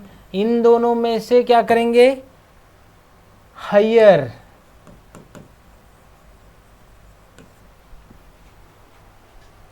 मतलब वो 12,000 एंड 11,000 इन दोनों में से क्या करेंगे, हायर, उसको हम सेलेक्ट करेंगे, that will be treated as a gross annual value. तो यहाँ पे होगा कैसे, पहले की स्टेप में हमारा हायर आएगा municipal value and fair, higher lower higher, ठीक है। सो ऐसे हायर लोअर हायर के तौर पे हम ये 3 स्टेप में ये क्या कर सकते हैं, ग्रॉस एनुअल वैल्यू कैलकुलेट कर सकते हैं। पहले municipal value and fair rent में हमने हायर देखा, उसे रेस्ट्रिक्ट किया स्टैंडर्ड रेंट से, उसमें से जो भी फिगर आई उसको हमने कंपेयर किया expected rent and actual rent, expected rent and actual rent को कंपेयर किया, out of this to whichever is higher that will be treated as our gross annual value. तो इन दोनों को हम कंपेयर करते तो हमारा ग्रॉस एनुअल वैल्यू आया यहाँ पे 12,000। वो कैसे आया, इन दोनों को हमने कंपेयर करके उन दोनों में से कम higher will be treated as a gross annual value. तो हमारा ग्रॉस एनुअल वैल्यू कितना आया, 12,000। सो देखो इतना भी पार्ट अगर आपको समझता है ना तो इसमें हमारे कितने सारे मल्टीपल चॉइस क्वेश्चन हो जाएंगे, ठीक है। आपको स्ट्रेट फॉरवर्ड पूछा जाएगा एक्सपेक्टेड रेंट कैलकुलेट करो, आपको स्ट्रेट फॉरवर्ड पूछा जा सकता है ग्रॉस एनुअल वैल्यू कैलकुलेट करो, इसमें से जो भी दिया है उसके हिसाब से हम कर सकते हैं। सपोज यहाँ पे मुझे फेयर रेंट 0 दिया है, कुछ दिया ही नहीं है, मतलब इतने 4 आइटम में से कोई 3 ही दिया है, तो कैसे करेंगे। देखो municipal value and fair value, इसमें से हायर क्या होगा 10,000, वो 10,000 आया, स्टैंडर्ड रेंट है 12,000 restricted to that, so higher lower, lower में 10,000 हमने जो हमारा म्यूनसिपल वैल्यू वही कंसिडर किया। फिर नेक्स्ट स्टेप में आए वही हमारा एक्सपेक्टेड रेंट और एक्चुअल रेंट रिसीव्ड अगर 11,000 है तो उन दोनों में से higher, so 11,000 will be our gross annual value आएगा उस सिचुएशन में, अगर ये वाला 0 देते हैं तो। ठीक है, तो समझ में आ रहा है, मतलब एक्सपेक्टेड रेंट भी कैलकुलेट करने के लिए पूछा जाता है तो भी आप अच्छे से उसे कैलकुलेट कर सकते हो, provided you need to understand the rules, steps, how you are going to calculate this expected rent. After that what will be the actual rent. Actual rent भी लेते समय रेंट रिसीव्ड और रिसीवेबल माइनस अनरियलाइज रेंट, जो date हैं, bad debts हैं, उसको unrealise है उतना हम क्या करेंगे वहाँ पे माइनस करके नेट हमारा रेंट रहेगा। थर्ड केस में उसको कंपेयर करेंगे जो भी एक्सपेक्टेड होगा और जो भी हमारा एक्चुअल होगा, और उसमें से जो भी हाइयर है वो रहेगा हमारा ग्रॉस एनुअल वैल्यू। यहाँ तक बहुत ही इंपॉर्टेंट पार्ट है mostly as far as income from house property is concern. So calculation of gross annual value is very important part, है ना। सो ये स्टेप्स अगर आपको याद है तो बहुत अच्छे से हम वहाँ तक जा सकते हैं। एक बार अगर हमारे पास ग्रॉस एनुअल वैल्यू आती है, एक बार अगर हमारे पास ये ग्रॉस एनुअल वैल्यू आती है तो उसके आगे क्या, उसको हमें नेट में लेके जाना है, अभी नेट एनुअल वैल्यू में लेके जाना है। सो इसको हमें क्या करना है, नेट एनुअल वैल्यू पे लेके जाना है। ठीक है, सो ग्रॉस एनुअल वैल्यू जो दिया है उसको नेट एनुअल वैल्यू कैलकुलेट करना है, तो कैसे करेंगे, less gross annual value less municipal taxes paid by the owner during the previous year. अभी देखो ये वाला पॉइंट कैसा है, देखो जो हमारे पास ग्रॉस एनुअल वैल्यू यहाँ पे आ रही है उसमें से सिर्फ म्युनिसिपल टैक्सेस माइनस करो। अब ये कौन पे कर रहा है, ये एक्चुअल में ओनर, प्रॉपर्टी का ओनर पे करना चाहिए। हाँ, लेकिन काफ़ी बार ऐसे भी होता है कि वो एम्प्लॉय पे करता है, बाद में उसको रिएम्बर्स करने के चांसेस मिल सकते हैं। So what ever the municipal taxes paid mostly paid by the owner during the previous year, previous year में अगर उन्होंने कुछ टैक्सेस पे किए हैं, सो that will be getting deducted from this gross annual value, and at that time whatever the balancing figure will be there, that will be treated as a net annual value, means this A minus B, gross annual value minus municipal taxes, that will come, or we can receive this net annual value. okay, so इसको कहेंगे हम net annual value। यहाँ तक सबसे important point है, अलग अलग steps follow करके आपको यहाँ पे calculate करना है। ये पूरे चैप्टर का कोर अगर कुछ है तो वो है ये 3-4 स्टेप्स। ठीक है, आपको फिगर्स दिए जाएंगे, आपको gross annual value, net annual value आपको कैलकुलेट करना है। अगर यही प्रॉपर्टी सेल्फ ऑक्यूपाइड होती है तो उसकी gross annual value straight forward क्या होगी, नील होगी, नेट एनुअल वैल्यू नील होगी, है ना। ये ऐसे सिचुएशन होते हैं। अगर लेट आउट है तो ही हमारे इतने सब कुछ आने वाले हैं, क्योंकि हम हर जगह पे रेंट रेंट रेंट रेंट कर रहे हैं। तो रेंट मीन्स क्या है, वो लेट आउट प्रॉपर्टी है, टेनेंट को है वहाँ पे, डीम्ड लेट आउट हो सकता है, सब लेटिंग हो सकती है। तो ये लेट आउट के केस में ये सब कुछ हम देख रहे हैं। सेल्फ ऑक्यूपाइड प्रॉपर्टी में तो डायरेक्टली नेट एनुअल वैल्यू तक 0 ही आएगा, नील ही आएगा, वहाँ से आगे फिर कंटिन्यू होगा। ठीक है, तो यहाँ तक अभी तक जो हमने पार्ट देखा है वो बहुत ही इंपॉर्टेंट है, जो कोर पार्ट है this house income from house property का। ये 4-5 स्टेप अगर याद रखते हो तो आगे हमारा एक प्रैक्टिकल 2-3 प्रैक्टिकल क्वेश्चन हम लेने वाला है इसी चैप्टर को, और यहीं पे वो वाइंड अप भी हो जाएगा, इससे ज़्यादा कुछ अलग नहीं है। ठीक है, तो देखो अगर सेल्फ ऑक्यूपाइड प्रॉपर्टी है तो straight forward net annual value क्या होगी, 0। ऊपर का कोई सेल्फ ऑक्यूपाइड प्रॉपर्टी में समझा ना आपको कि जो ऐसी प्रॉपर्टी जिसमें हम खुद रह रहे हैं, हमने उसको किसी पर रेंट पर नहीं दिया है और हम खुद रहते हैं, तो उसको कहेंगे हम सेल्फ ऑक्यूपाइड प्रॉपर्टी। और 2 मेरे और घर हैं जो मैंने रेंट पे दिए हैं, तो वो रेंट पे जब देते हैं तब एक्सपेक्टेड रेंट एंड फिर हमें क्या कैलकुलेट करना है, एक्चुअल रेंट, दोनों को कंपेयर करके फिर ग्रॉस एनुअल वैल्यू आएगी। ग्रॉस एनुअल वैल्यू में से म्यूनसिपल टैक्सेस लेस करेंगे, फिर म्यूनसिपल टैक्सेस लेस करने के बाद हमारे पास आएगा नेट एनुअल वैल्यू। तो नेट एनुअल वैल्यू तक हमने सब कुछ कैलकुलेट किया प्रॉपरली। ओके, सो इसके आगे नेक्स्ट मूव करते हैं। यहाँ तक बहुत ही इंपॉर्टेंट पार्ट है जो इसका कोर है, याद रखना। नेक्स्ट है हमारा deduction under section 24। So income tax में हाउस प्रॉपर्टी के अंदर डिडक्शंस होते हैं। देखो सैलरी चैप्टर हमने पढ़ा था, सैलरी में डिडक्शंस थे, वो डिडक्शन अंडर सेक्शन 16 थे। अंडर सेक्शन 16 1 2 3 ऐसे हमने 3 अलग अलग डिडक्शंस देखे थे सैलरी में। यहाँ पे क्या है, यहाँ पे अभी हमारे पास 2 डिडक्शंस है अंडर सेक्शन 24। सो आपको क्वेश्चन पूछा जा सकता है मल्टीपल चॉइस क्वेश्चन में, under the head income from house property the deductions will be charge under section dash dash. Section कौन सा है 24, उसमें कौन से डिडक्शन है वो भी पूछे जा सकते हैं। उसमें से पहला है 30% ऑफ नेट एनुअल वैल्यू, ये स्टैंडर्ड डिडक्शन है, ये लेस करना है हमें। जो नेट एनुअल वैल्यू मिला है ना उसमें से लेस करना है, कितना लेस करना है, स्टैंडर्ड डिडक्शन हमारा 30% of net annual value, that is first deduction under section 24। 30% of net annual value, straightforward what you are going to do, you are going to deduct okay from the net annual value. So net annual value में से directly 30% आप क्या करने वाले हो, minus करने वाले हो। ये पहला डिडक्शन। सेकंड डिडक्शन है हमारा बी वाला, interest on borrowed capital actual without any ceiling limit. अभी इंटरेस्ट ऑन बोरोड कैपिटल में यहाँ पे क्या होता है, जैसे कि देखो ये प्रॉपर्टी, ये जो बिल्डिंग है, ये जो कमर्शियल प्रीमाइसेस है, इसे कंस्ट्रक्ट करने के लिए सपोज आपने कुछ लोन लिया है, तो वो लोन का ऊपर जो चार्ज होने वाला इंटरेस्ट है ना, बस वो इंटरेस्ट का एग्जम्पशन आपको, मतलब डिडक्शन आपको मिलेगा, and that is restricted to maximum 2 lakh rupees. Okay, so वो डिडक्शन में आएगा ही।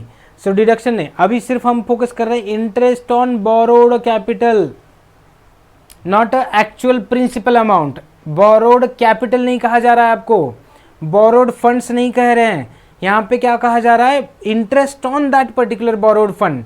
Means what you need to understand, that principal amount you are not getting deduction, the interest on that principal amount that much is deductible. Okay, so deduction under section 24 में क्या आ रहा है हमारा, second जो deduction है वो है interest on borrowed capital. वहाँ पे सिर्फ इंटरेस्ट कंसिडर करना है, जितना भी होगा वो पर्टिकुलर पीरियड के लिए। अब ये सब कुछ क्या है, प्रीवियस ईयर के रिलेटेड चल रहा है ना, प्रीवियस ईयर में आपने कितने इंटरेस्ट पे किया है उस बोरोड कैपिटल पे, बस उतना आपको यहाँ पे डिडक्शन मिलेगा। ये 2 डिडक्शन आप माइनस करोगे तो डायरेक्टली आपका आएगा इनकम फ्रॉम हाउस प्रॉपर्टी।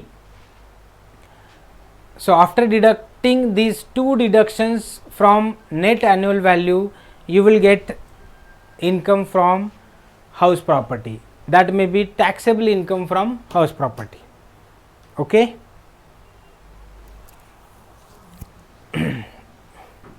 ये था हमारा डिटेल फॉर्मेट जो आप अच्छे से इसको समझ सकते हो। ठीक है, चलो अभी नेक्स्ट पार्ट में कंटिन्यू करते हैं।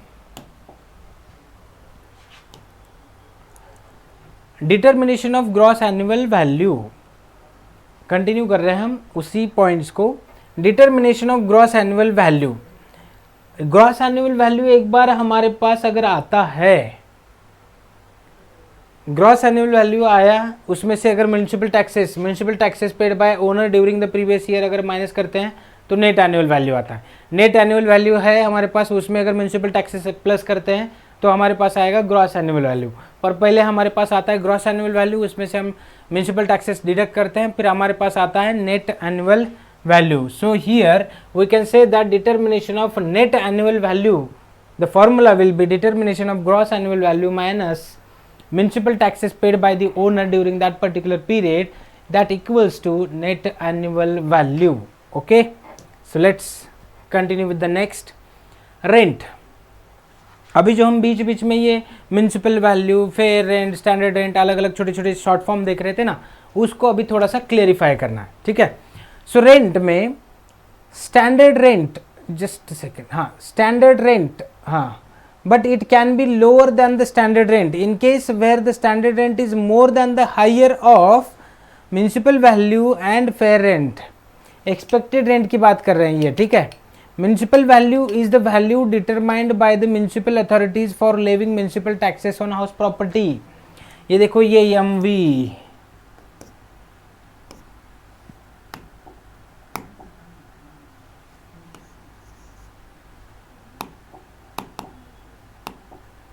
ये वाला जो है ना ये V, ये है म्युनिसिपल वैल्यू। ठीक है, so municipal value is the value determined by the municipal authorities for laying taxes, municipal taxes on the house property. मतलब हमारे पास जो घर पट्टी वगैरह चार्ज होती है ना, हाउस प्रॉपर्टी वेल्थ टैक्स जो चार्ज होता है, that is calculated by municipal corporation on this municipal valuation. Okay, मतलब उसी वजह से कहा था मैंने, किसी प्रॉपर्टी का उस म्युनिसिपल कॉर्पोरेशन के एरिया के हिसाब से उसका एक स्टैंडर्ड मतलब एक रेट फिक्स होता है जो म्युनिसिपल कॉर्पोरेशन कैलकुलेट करती है, वो वैल्यू करती है और उसको कहते हैं हम म्युनिसिपल वैल्यूएशन। और उसी पे हमारा रेगुलरली टैक्स चार्ज होता है और वही हमारा घर टैक्स, हाउस टैक्स आप बोलते हो, ठीक है। हाँ, next, fair rent means rent which is the similar property. यहाँ पे देखो, हाँ, fair rent means rent which similar property in the same locality would fetch. Same area में क्या हो रहा है, सेम एरिया में अगर सेम प्रॉपर्टी है उसका रेंट कितना है उसको कहेंगे हम fair rent. Okay, and the standard rent is fixed by the rent control act. और ये जो स्टैंडर्ड रेंट होता है SR, that will be fixed by the rent control act. हाँ, फेयर रेंट मीन्स क्या हो रहा है, जो सिमिलर प्रॉपर्टी का है, इन सेम लोकेलिटी है, ठीक है। अगर पीछे कुछ कंफ्यूजन हुआ होगा तो यहाँ पे आप करेक्ट कर सकते हो। फेयर रेंट है तो मीन्स सिमिलर एनवायरनमेंट में, सिमिलर एरिया में, सेम लोकेलिटी में सिमिलर प्रॉपर्टी का रेंट कितना है उसको कहेंगे हम fair rent. Municipal value means municipal corporation tax लगाने के लिए जो फिक्स करता है उसको कहेंगे हम म्युनिसिपल वैल्यू। और जो स्टैंडर्ड रेंट है इसको रेंट कंट्रोल एक्ट अपना स्टैंडर्ड रेंट फिक्स करती है, that will be totally depends upon the legal control over there particular locality. अभी डिपेंड करता है ना कि हाउस जिस एरिया में आता है या प्रॉपर्टी जिस एरिया में आती है उस केस में वो जो म्युनिसिपल कॉर्पोरेशन है वो कितना कंट्रोल रखती है उसके आजू बाजू की प्रॉपर्टीज़ पे, उस पर डिपेंड करता है। रेंट कंट्रोल एक्ट ने अगर कुछ चार्जेस वहाँ पे लगाए हैं, रेंट के फिक्स रेट्स लगाए तो वो आप वहाँ पे कंसिडर कर सकते हो, ठीक है। सो यहाँ तक हमने देखा म्युनिसिपल वैल्यू मीन्स व्हाट, ये भी स्ट्रेट फॉरवर्ड आपको मल्टीपल चॉइस क्वेश्चन में पूछा जा सकता है। सेकंड है हमारा फेयर रेंट, थर्ड है हमारा स्टैंडर्ड रेंट, उसको मिला के हम अल्टीमेटली कैलकुलेट करने वाले हैं एक्सपेक्टेड रेंट, और बाद में आएगा हमारा gross annual value. Gross annual value में से हम म्युनिसिपल टैक्सेस पे करेंगे, फिर आएगा हमारे पास net annual value. Net annual value में से हम डिडक्ट करेंगे अंडर सेक्शन 24, पहला पॉइंट आएगा, उसमें से पहला पॉइंट आएगा कौन सा 30% of net annual value standard deduction हमें मिलेंगे वहाँ पे, जैसे हम सैलरी में लेते थे वैसे वहाँ पे यहाँ पे नेट एनुअल वैल्यू के 30% हम डिडक्ट कर देंगे। सेकंड सिचुएशन, सेकंड डिडक्शन आएगा हमारा interest on borrowed capital for used for that construction only, है ना। मतलब उस कंस्ट्रक्शन के लिए अगर आपने कुछ बोरोड फंड्स लिए हैं, हाउसिंग लोन, तो उसका जो इंटरेस्ट है वो वहाँ पे उस पीरियड का डिडक्टिबल रहेगा, ठीक है। सो इतना सब कुछ हमने थ्योरेटिकल लेवल पे सब कुछ कवर किया है। अभी थोड़ा सा प्रैक्टिकल क्वेश्चन पे जाते हैं। देखो क्वेश्चंस कैसे दिए हैं और कैसे सॉल्व करना। ऐसे छोटे छोटे क्वेश्चंस अगर आपको दिए हैं, मतलब हाउस प्रॉपर्टी में मैंने डायरेक्टली मल्टीपल चॉइस क्वेश्चन में कितने क्वेश्चन पूछे जा सकते हैं वो मैक्सिमम कवर हो चुके हैं, ठीक है। सो मीन्स पर्टिकुलर अगर हम कंसेप्ट्स या टर्म को फोकस करते हैं तो हमारे टोटल 5-6 टर्म्स हुए, municipal value, standard rent, fair rent, expected rent, उसके बाद म्युनिसिपल वैल्यू, है ना, ये सारी चीज़ें हो गई। उसके बाद gross annual value, net annual value, municipal taxes, ये सब कुछ कवर हो गया। और फिर हमने उसको कैलकुलेट कैसे करते हैं वो भी स्टेप्स देखे हैं। So how you are going to calculate expected rent, that also we have seen. How you are focusing on the gross annual value, that also we have seen. So now the specific एक example is given to you. Total 5 घरों के यहाँ पे मैंने example लिए हैं अलग अलग सिचुएशन में। तो ये अलग अलग सिचुएशन में हमें क्या करना है, gross annual value plus net annual value calculate करनी है।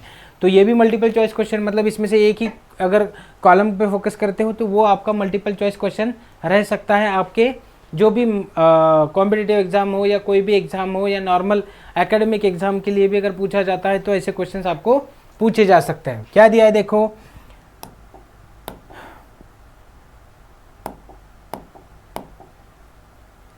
ये देखो यहाँ पे म्युनिसिपल वैल्यू, ठीक है। नेक्स्ट है फेयर रेंट, थर्ड है standard rent, actual rent received और रिसीवेबल, मतलब सारी चीज़ें हमें मिली हैं। Just we need to follow the steps, okay. So सब कुछ है हमारे पास, हमें सिर्फ स्टेप्स फॉलो करने हैं। क्या क्या स्टेप्स हैं हमारे पास, देखो पहला स्टेप आता है municipal value and fair rent, इन दोनों में कंपेयर करना है। तो इन दोनों में से जो भी हायर होगा उसे साइड में लेना है। सो देखो आपको दिख रहा है, शायद मैंने यहाँ पे लिखा है H. So first of all in दोनों में हमें क्या करना है, हायर लेना है। सो इन दोनों में हायर लेंगे तो क्या होगा, सो देखो ये जो आगे वाला पार्ट है ना ब्लैंक, इसमें हम इसका वैल्यूएशन करेंगे, ऐसे ऐसे आगे बढ़ते जाएंगे। इन दोनों में हायर कौन सा है, ये 80,000, इसका 80,000 आया। ठीक है, एक एक साल का पहले कैलकुलेट करेंगे, उसके बाद हम नेक्स्ट ईयर को जाएंगे। ठीक है, पहले हाउस की देखते हैं। इन दोनों मतलब municipal value and fair rent का क्या है, compare this to whichever is higher that will be kept aside. Next that is restricted to standard rent, restricted to standard rent. ठीक है, अभी restricted to standard rent means क्या है, यहाँ पे अगर रेस्ट्रिक्टेड टू स्टैंडर्ड रेंट है, हमें स्टैंडर्ड रेंट से ज़्यादा नहीं जाना चाहिए। अभी स्टैंडर्ड रेंट यहाँ पे दिया नहीं है, दिया नहीं है। अगर ये नील होता तो जीरो होता। ठीक है, so this is not applicable कहा है। चलो नॉट एप्लीकेबल तो नॉट एप्लीकेबल, 80 और नॉट एप्लीकेबल में से मिनिमम लिया हमने, सपोज जीरो आया। ठीक है, यहाँ पे जीरो आया। तो उसके बाद आगे देखते हैं एक्चुअल रेंट रिसीव्ड और रिसीवेबल कितना है, 78,000। अभी जो इन दोनों में जो हायर हमने लोअर मतलब ये जीरो हमने लिया था, इसको और इसको कंपेयर करने के बाद इसमें जो हायर आने वाला है that will be 78,000 will be our gross annual value. ये फर्स्ट हाउस का हमारा ग्रॉस एनुअल वैल्यू ऐसे आएगा। वैसे ही थोड़ा सा अगर आगे जाके देखते हैं सेकंड हाउस के बारे में। पहले municipal value and fair rent में हमने कंपेयर किया, हमारा हायर आया 60,000 और 60,000 and 60,000 next standard rent up to standard rent. तो उन दोनों में हमें लेना है, इन दोनों में लोअर। पहले इन दोनों में हमने हायर लिया, इन दोनों में लोअर लिया। सो इन दोनों में लोअर आया फिर से 60,000। अब ये जो है हमारा एक्सपेक्टेड रेंट है, यहाँ पे जो एक्सपेक्टेड रेंट जीरो आया था, यहाँ पे एक्सपेक्टेड रेंट आया हमारा 60,000 और ये 60,000 प्लस ये वाला जो एक्चुअल रेंट रिसीव्ड है, इसमें से हमें लेना है हायर। हायर लोअर हायर उसी हिसाब से जाना है। तो 60,000 and 75,000 compare this to whichever is higher that will be treated as a gross annual value. तो यहाँ पे आएगा हमारा 75,000 will be gross annual value. समझ रहे हैं, सेकंड क्वेश्चन भी हमने यहाँ पे कंप्लीट किया है। ठीक है, अभी थोड़ा सा अगर आप आगे मूव करते हो तो ये आया हमारा ग्रॉस एनुअल वैल्यू। ये gross annual value less deductions under section 24 अगर हम करते हैं, ठीक है, सो उसमें 1 आता है 30%, हाँ नहीं कुछ गड़बड़ हुआ, नहीं यहीं पे डिडक्शन नहीं ले सकते हम। ये आया है हमारा gross annual value less municipal taxes. अगर ये इतना माइनस करते हैं तो आएगा हमारा नेट एनुअल वैल्यू, ये आएगा नेट एनुअल वैल्यू। ठीक है, फिर नेट एनुअल वैल्यू आता है तो उसमें से deduction 30% of net annual value और लेस इंटरेस्ट ऑन, ये फर्स्ट डिडक्शन सेकंड डिडक्शन और लास्ट में ये दो डिडक्शन डिडक्ट करने के बाद हमें मिलेगा taxable income from house property. ठीक है, सो ये दो घर का हमने कैलकुलेट किया है। अभी तीसरे घर का देखते हैं, हाउसिंग लोन और बोरोड फंड्स। ठीक है, अभी देखो हमें म्युनिसिपल टैक्सेस नहीं दिए, उसको हम आगे कंटिन्यू करते हैं बाद में। अभी थर्ड हाउस को एक बार फोकस करते हैं, फिर हम आपको आगे लेके जाते हैं। ठीक है, देखो यहाँ पे municipal taxes municipal value and fair rent whichever is higher keep it aside. इन दोनों में 68,000 हायर आया है, मतलब दोनों सेम है तो 68,000 हमने लिया। ठीक है, अभी नेक्स्ट 68,000 इन दोनों में जो आया है उसको स्टैंडर्ड रेंट के साथ कंपेयर करना है। Restricted to this standard rent means lower, इसमें से लोअर लेना है। लोअर कितना आया 65,000। So this 65,000 will be our expected rent. ये आया हमारा क्या है, एक्सपेक्टेड रेंट है। मतलब हम इन तीनों को कंपेयर किया, पहले तो इन दोनों में से हायर लिया और नेक्स्ट स्टैंडर्ड रेंट को रेस्ट्रिक्ट किया और उसमें से लोअर लिया और फिर हमारा आया expected rent. Expected rent and this actual rent ओहो क्या हुआ, चलो ठीक है, नील से स्टार्ट करेंगे हम। तो हमारा क्या था, इन दोनों में हायर था तो उसमें आया 68,000, फिर इन दोनों में हमने लोअर लिया, फिर हमारा आया 65,000। ये है हमारा एक्सपेक्टेड रेंट। सो ये 65,000 क्या है, हमारा एक्सपेक्टेड रेंट है। अभी ये एक्सपेक्टेड रेंट एंड ये एक्चुअल रेंट, इन दोनों में से हमें क्या करना है, हायर लेना है। So that higher will be 70,000। So this will be our gross annual value.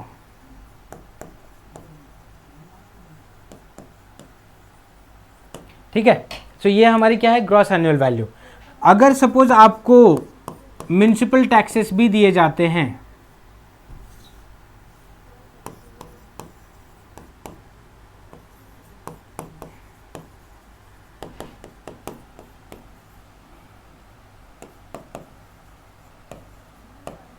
Municipal taxes भी दिए गए हैं। सपोज ऐसे मानते हैं कि इन 5 पॉइंट में म्युनिसिपल टैक्स दिया है, municipal tax for third house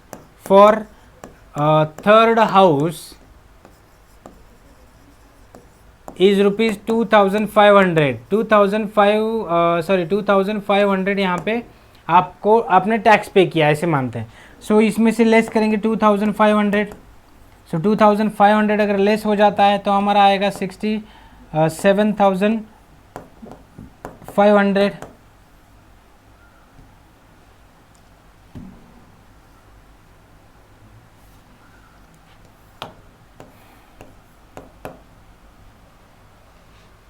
$67,500 ये आया हमारा नेट एनुअल वैल्यू।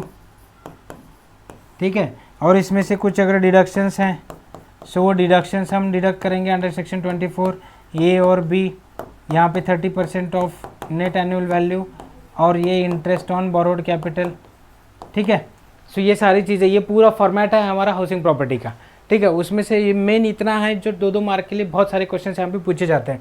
तो आपको स्ट्रेट फॉरवर्ड सब कुछ हमने दिया, यहाँ पे दिखाया है। सो 1 हुआ, 2 हुआ, 3 हुआ, फोर्थ के लिए थोड़ा सा फोकस करो। फोर्थ वाला क्वेश्चन पे देखो क्या क्या सीन है। नेक्स्ट क्वेश्चन देखो, म्युनिसिपल वैल्यू दी है हमारी 24,000, उसके बाद फेयर रेंट दिया है 25,000।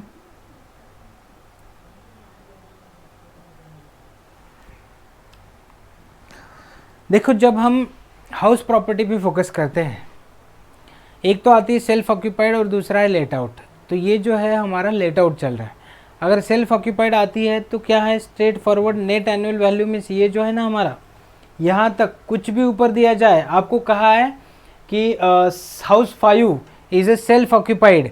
तो सेल्फ ऑक्यूपाइड हाउस प्रॉपर्टी अगर 5 है, ये 5th नंबर वाली हाउस प्रॉपर्टी अगर सेल्फ ऑक्यूपाइड है तो उसका straight forward net annual value कितना आएगा, नील आएगा। ठीक है, समझ में आया। और ये नील आने के बाद सपोज उस सेल्फ ऑक्यूपाइड हाउस प्रॉपर्टी को कंस्ट्रक्ट करने के लिए अगर नेट एनुअल वैल्यू नील है तो ये 30% ऑफ नेट एनुअल वैल्यू भी 0 आएगा, यहाँ तक कुछ नहीं। हाँ, लेकिन इंटरेस्ट ऑन बोरोड कैपिटल, मतलब आपने अगर लोन लिया होगा उसे कंस्ट्रक्ट करने के लिए, तो उतना आपका लॉस आएगा सेल्फ ऑक्यूपाइड प्रॉपर्टी में। ये थोड़ा सा अच्छे समझो। तो आपको ज़्यादा से ज़्यादा पूछा क्या जाएगा, सेल्फ ऑक्यूपाइड प्रॉपर्टी है तो नेट एनुअल वैल्यू कितनी आती है, स्ट्रेट फॉरवर्ड 0, कुछ भी देने दो, कोई इशू नहीं है। अगर rented means late out property है, डीम्ड लेट आउट है या फिर सब लेटिंग है, तो ये सारे सिचुएशन में हमें क्या कैलकुलेट करना है, municipal value and fair rent out of this, just compare this and whichever is higher that will be kept aside. After keeping aside this 80,000, just compare with the standard rent है 78,000 और हमारा आया है 80,000। out of this whichever is lower, अभी इसमें से हमें क्या करना है, लोअर लेना है। लोअर में क्या है, 78,000। अभी ये है 78,000 और हमारा क्या है, स्टैंडर्ड रेंट ना, सॉरी एक्चुअल रेंट है 72,000। सो ये आया हमारा यहाँ पे एक्सपेक्टेड रेंट और ये है हमारा एक्चुअल रेंट। ठीक है, So 72,000 is actual rent received and 78,000 is the expected rent. So इन दोनों को कंपेयर करो, whichever is higher, फिर से वो आया हमारा 78,000 will be gross annual value. ठीक है, सो ये वाला भी कंप्लीट हो चुका है. यहाँ पे फिफ्थ वाला काफ़ी सारे प्रैक्टिकल क्वेश्चन यहाँ पे हाउस प्रॉपर्टी पे हो रहे हैं. ये टेबल ही ऐसे बनाया था जिससे कि आपको अच्छे से समझ में आए कि छोटे छोटे पॉइंट के साथ अगर आपको मल्टीपल चॉइस क्वेश्चन भी देते हैं, अगर छोटा सा क्वेश्चन भी दिया है, अभी पूरे के पूरे 5 हाउस एक ही बंदे के हैं तो भी हम इजीली उसे कैलकुलेट कर सकते हैं. ऐसे मानते हैं अगर सेल्फ ऑक्यूपाइड है तो इसका इंटरेस्ट क्या होगा, उतना ही लॉस आएगा. बाकी सारे हाउस प्रॉपर्टी का प्रॉफिट आ रहा है तो उनको अल्टीमेटली चारों को टोटल करेंगे और उतना हमारा क्या रहेगा, पांचों को टोटल करेंगे और उतना हमारा हाउस प्रॉपर्टी का इनकम या लॉस रहेगा, है ना. इतना ही है. नेक्स्ट पॉइंट क्या है देखो, क्वेश्चन नंबर 4 मतलब हाउस नंबर 4. यहाँ पे हमें municipal value and fair rent दिया है. इन दोनों में का हायर, ये आया 25,000. फिर इसको कंपेयर किया, इसमें से लोअर लिया, ये आया nil. Not applicable means nil. Expected rent हमारा कितना नील है और एक्चुअल रेंट रिसीव्ड है 30,000. कंपेयर दिस, जो भी हायर होगा वो रहेगा हमारा gross annual value. Higher lower higher, ठीक है, ये स्टेप्स फॉलो करो, हमारा ग्रॉस एनुअल वैल्यू आएगा. ग्रॉस एनुअल वैल्यू में से म्यूनसिपल टैक्सेस अगर दिए जाते हैं वो पे करते हैं तो बचा हुआ हमारा net annual value. Net annual value में से डिडक्शंस लेस करते हैं तो आया हमारा इनकम फ्रॉम हाउस प्रॉपर्टी. ठीक है, सो यहाँ तक आपको बहुत अच्छे से समझा होगा ऐसे मानते हैं. नेक्स्ट पॉइंट में जाते हैं.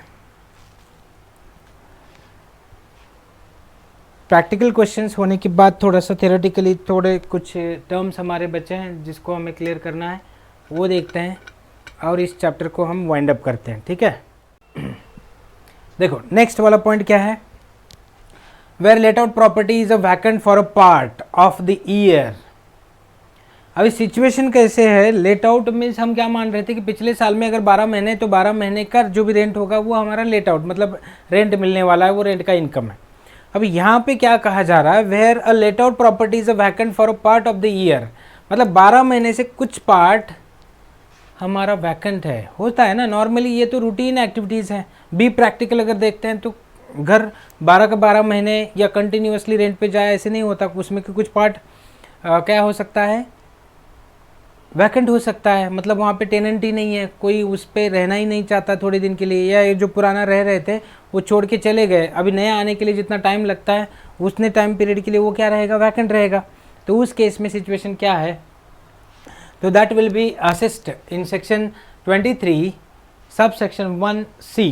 ओके, तो उसमें क्या दिया है देखो, where the let out property is a vacant for a part of the year and owing to vacancy the actual rent is lower than the expected rent, then the actual rent received or receivable will be gross annual value for the property. बहुत ही important point है. अभी इसके पहले जो हमने question देखे थे, ठीक है, अगर थोड़ा सा फोकस करते हो तो हमारा एक्सपेक्टेड रेंट, अभी देखो यहाँ पे एक्सपेक्टेड रेंट, ये वाले सिचुएशन में एक्सपेक्टेड रेंट हम क्या कर रहे थे, दोनों में से हायर फिर लोअर फिर हायर, है ना. तो अभी ये जब कैलकुलेट कर रहे थे वो कब पॉसिबल था, अगर 12 महीने का रेंट हमें मिल रहा है. सपोज हमें 12 महीने में से 6 महीने रेंट मिला है और 6 महीने वैकेंट है, तो ऐसे हो सकता है. अभी ये जो देखो ना, म्यूनसिपल वैल्यू है, फेयर रेंट है, स्टैंडर्ड रेंट है, ये तो साल के है ना, 12 महीने के दिए हैं ना नॉर्मली, जहाँ से भी हम लेते हैं. जैसे कि स्टैंडर्ड रेंट कंट्रोल एक्ट अगर बनाता है तो वो भी तो पूरे साल भर का देगा. हाँ, लेकिन जब हमारा एक्चुअल रेंट रिसीव्ड अगर बहुत ही कम है और लास्ट में हम विच एवर इज हायर अगर ले रहे हैं, विच एवर इज हायर, और उस केस में यही हायर होगा, फिर रेंट एक्चुअल में जो रिसीव है वो कम रहेगा और ये हायर रहेगा. तो उस केस में उनका स्ट्रेट फॉरवर्ड स्पेसिफाइड नोटिफिकेशन है. क्या करना है आपको ऐसे सिचुएशन में, the actual rent is lower than the expected rent. मतलब जो आपका एक्सपेक्टेड रेंट आएगा ना ऊपर हायर लोअर करने के बाद, वो जो एक्सपेक्टेड रेंट है, then the actual rent received और receivable will be our gross annual value. अगर टेम्परवरी कुछ समय के लिए कुछ पार्ट तक, अगर पिछले साल में हमारा हाउस वैकेंट रहता है तो उस केस में जो एक्चुअल रेंट होगा ना वही हमारा ग्रॉस एनुअल वैल्यू होगा। Don't compare with the expected rent. Point समझ में आया? क्या होता है, हम पहले municipal value and fair rent के साथ कंपेयर करते हैं और हायर लेते हैं, फिर उसके बाद हम स्टैंडर्ड रेंट के साथ कंपेयर करते हैं और लोअर लेते हैं, और फिर हम एक्चुअल रेंट के साथ कंपेयर करके हायर लेते हैं।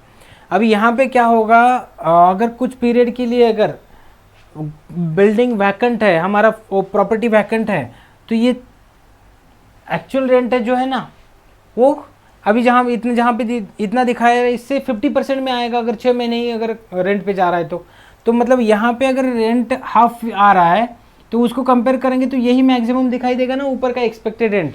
तो एक्सपेक्टेड रेंट अगर ज़्यादा दिखाई दे रहा है और एक्चुअल में हमें मिला ही नहीं है उतना, तो वी मे नीड टू पे मैक्सिमम टैक्सेस। तो ये तो अनफेयर हुआ, मतलब हमें मिला ही कुछ नहीं और उस पर हम टैक्सेस ज़्यादा पे कर रहे हैं।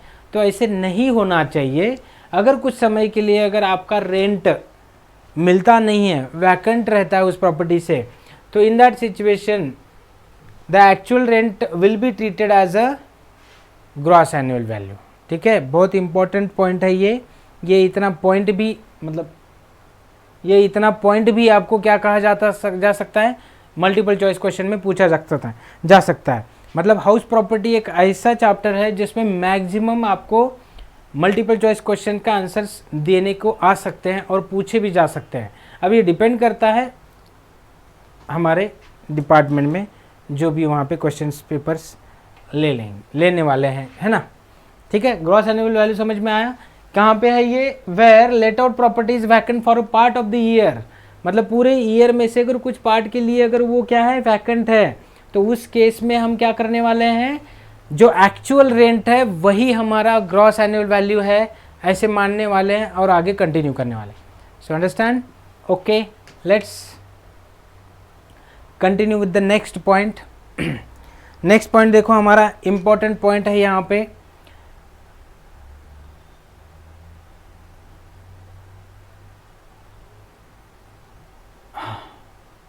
हाँ, इन case of self occupied property और अनऑक्यूपाइड प्रॉपर्टी, मतलब ऐसे कुछ प्रॉपर्टी जो हमने ऑक्यूपाई नहीं किया और सेल्फ ऑक्यूपाइड है, दोनों में, where the property is self occupied और ओन रेसिडेंस और unoccupied throughout the previous year, its annual value will be nil provided no other benefit is derived by owner from such property. अभी एक तो self occupied property है या जिसको occupied ही नहीं किया किसी ने, हमने भी नहीं किया और टेनेंट ने भी नहीं किया, मतलब वैकेंट ही है, तो ऐसे सारे सिचुएशन में उससे कुछ भी डिराइव नहीं हो रहा है। ऐसे मानने के बाद उसका जो ग्रॉस एनुअल वैल्यू है नेट तक पूरा annual value will be treated as a nil, मतलब उसका एनुअल वैल्यू कितना करेंगे हम, नील करेंगे। The expression unoccupied property refers to the property which can not be occupied by owner by reason of his employment, business or profession at a different place and he reside at such other place in the building not belonging to him। अब ऐसे हो सकता है कि उसकी property है, उसको ही रहना है, उसको किसी लेट आउट पे नहीं देना है, हाँ, लेकिन कि जॉब की वजह से या टेम्पररी पीरियड के लिए उसका ट्रांसफर हुआ, उसकी वजह से उसको दूसरी तरफ रहना पड़ रहा है, तो वैसी सिचुएशन के लिए उसको कहा है अनऑक्यूपाइड प्रॉपर्टी। ठीक है, नेक्स्ट पॉइंट है the benefit of nil annual value is available only for up to 2 self occupied और unoccupied house properties, that is for either 1 house property और 2 house properties.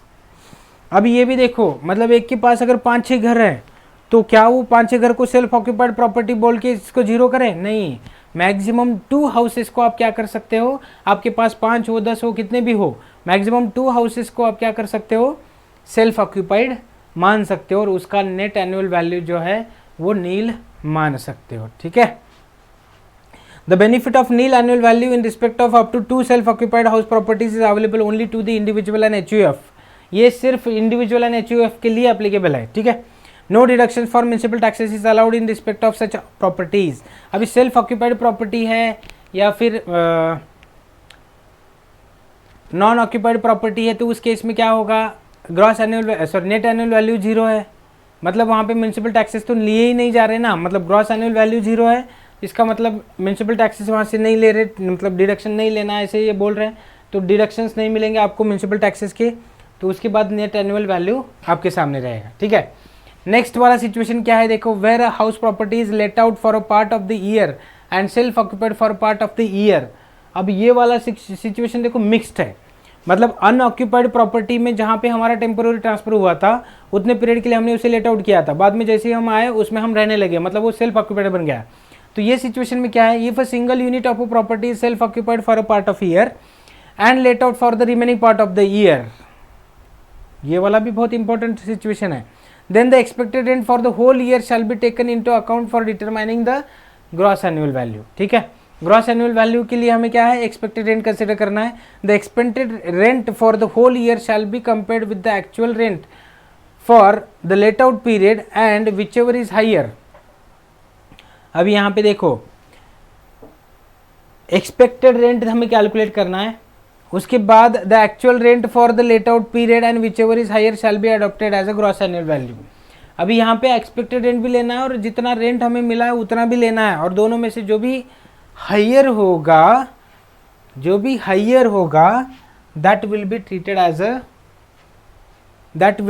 As a gross annual value. ठीक है, ये situation में देखो यहाँ पे expected rent and actual rent दोनों में से जो हायर होगा, मतलब लास्ट वाला स्टेप हमारा एज इट इज़, जो हायर होगा वो रहेगा हमारा ग्रॉस एनुअल वैल्यू, अगर कुछ समय के लिए लेट आउट और कुछ समय के लिए सेल्फ ऑक्यूपाइड है तो। However, municipal taxes for whole year is allowed deduction provided it is paid by the owner during the previous year।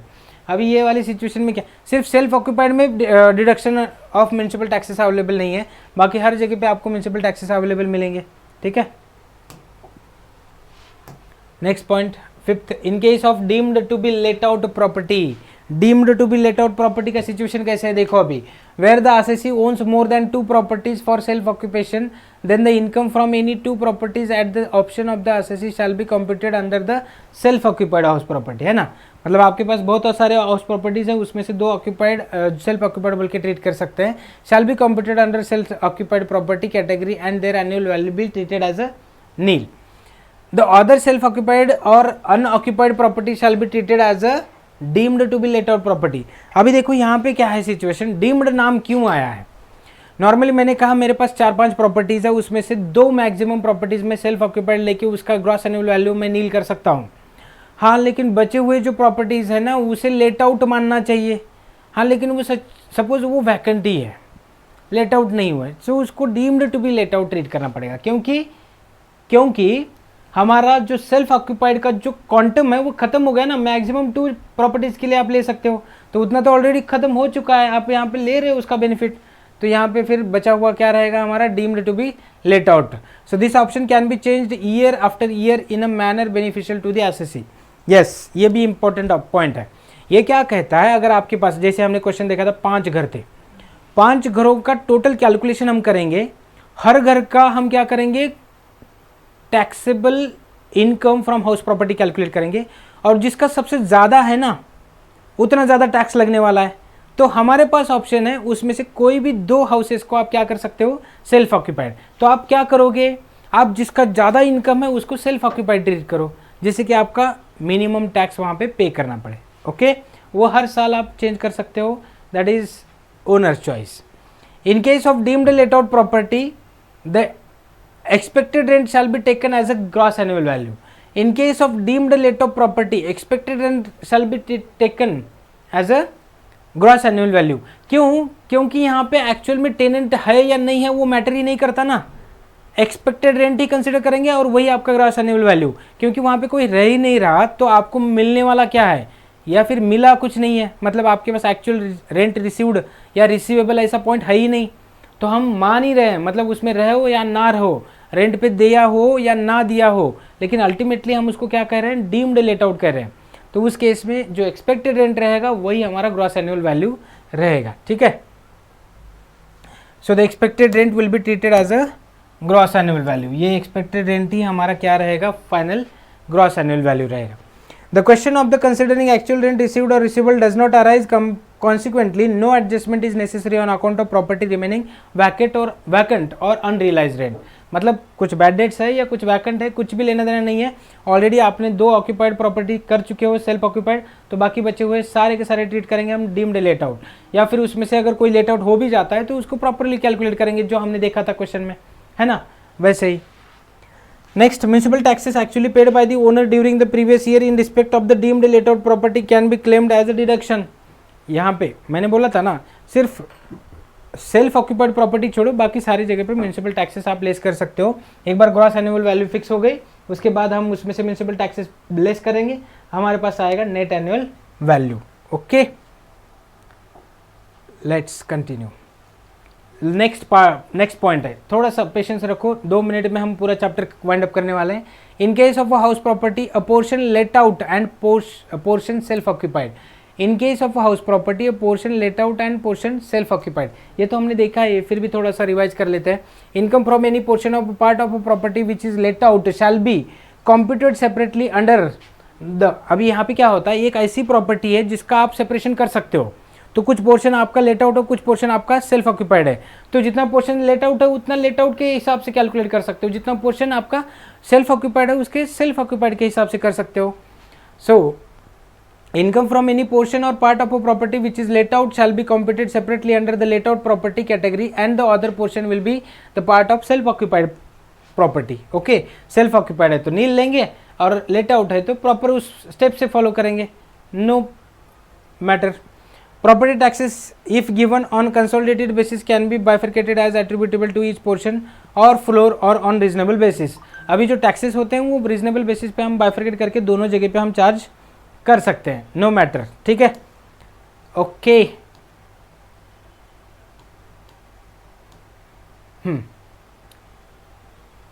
कुछ नहीं, अभी हमारा यहाँ पे एक समरी बना हुआ है, ठीक है। समरी में थोड़ा सा देखते हैं। Deduction allowed from net annual value, deductions क्या क्या अलाउड है। Late out property, deemed let out property है, स्टैंडर्ड डिडक्शन 24 के अंडर 30% आएगा, interest on borrowed fund fully allowed है। ठीक है, अगर सेल्फ ऑक्यूपाइड प्रॉपर्टी है और interest on borrowed capital 24B के under where loan is taken for repair renewal and reconstruction of house property, repair renewal and reconstruction के लिए अगर लोन लिया है तो वहाँ पे आएगा मैक्सिमम 30,000 इन टोटल फॉर 1 और 2 self occupied properties. 2 self occupied properties में वहाँ पे आप चार्ज डिडक्शन के तौर पे ले सकते हो। Where loan is taken for acquisition और construction of house property, if loan is taken before 1/4/1999 then 30,000 is applicable.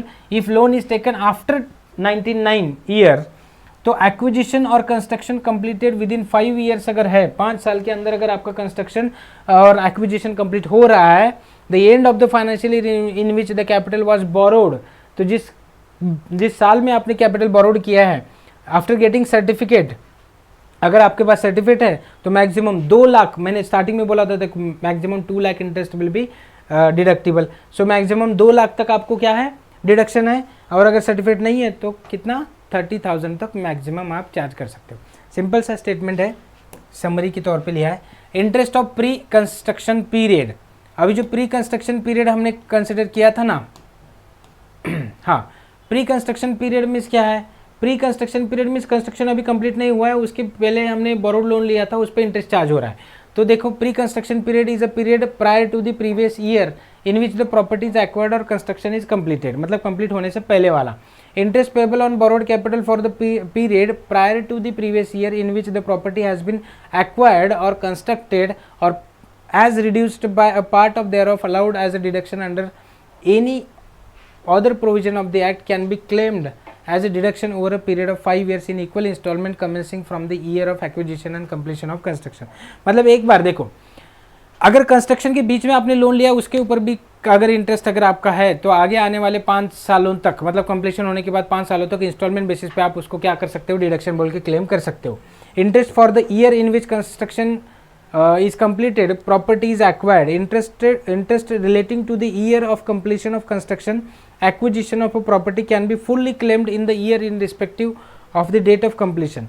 अभी इस केस में क्या है, completed है तो उसी केस में, मतलब जिस साल में completed है उस साल में आप 100% क्या कर सकते हो, उसका क्लेम, उस साल का जितना भी हो उतना क्लेम कर सकते हो। ठीक है। ओनर, को ओनरशिप ऑफ हाउस प्रॉपर्टी, को ओनर क्या होता है कि देखो, अभी where the property is owned by 2 or more persons whose shares are definite and ascertainable, then the income from such property cannot be taxed as a income of association of person।